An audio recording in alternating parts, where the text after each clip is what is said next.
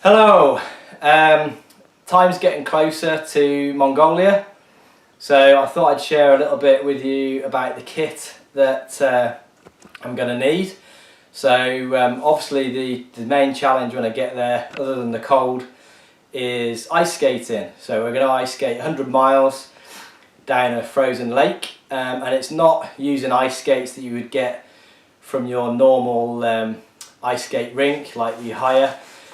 Because about 75% of the lake itself is kind of ice skateable, so it's obviously natural ice, so it is very flat, but there's lots of mushed up areas and areas that kind of almost like tectonic plates that have kind of moved together and they rise up slightly and it's a bit messy. So you have to have an ice skate where the ice skate itself detaches from the boot. So the boots I've got are some of these. So they look pretty similar. They're quite a warm, they're called backcountry skiing or ice skating boots.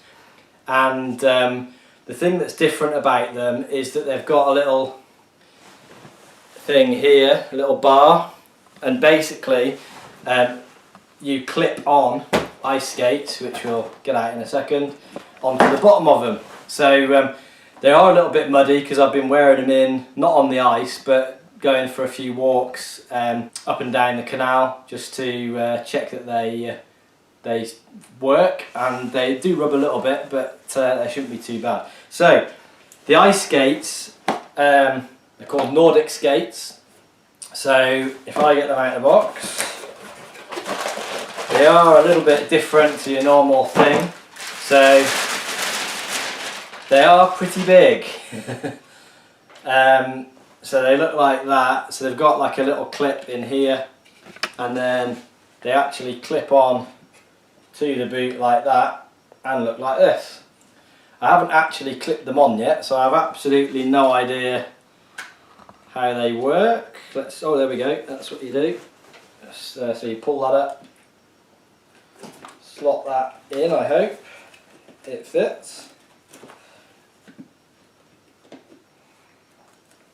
Anyway, slot that in, and then they go in, and you close that down, snap to shut, and it'll hold up like that. So that's the skates I'll be using, and obviously because they're on a clip, it allows them to move slightly when you're doing it as well.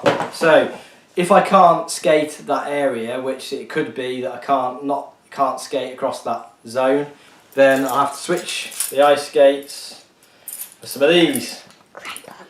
So they're pretty mad sized big crampons, so they clip over your boot pretty easily like that and like that, and they clip round, and then basically when I walk or run on that, I'm not moving anywhere on the ice, so they'll be pretty safe as well.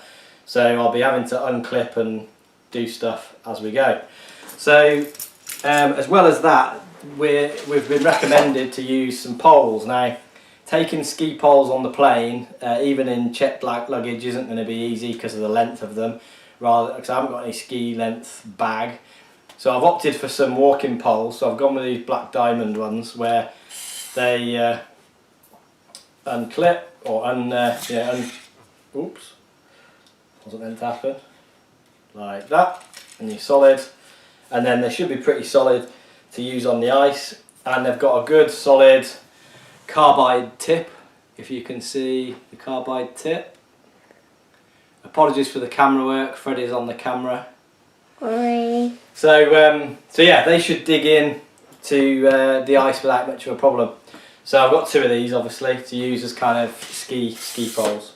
And that's it, that's the main bit of equipment. Obviously when I've got all my stuff together and on my bag and hot cold weather jackets and insulation and sleeping bag and stuff like that, I'll do another quick video as well, but that's the basic bit of kit that I'll be needing to skate on the ice.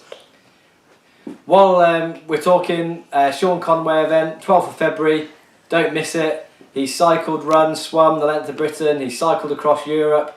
It should be a really good night. It's only $13.50 a ticket. It's alifeadventurous.eventbrite.co.uk. And see you next time. Bye bye.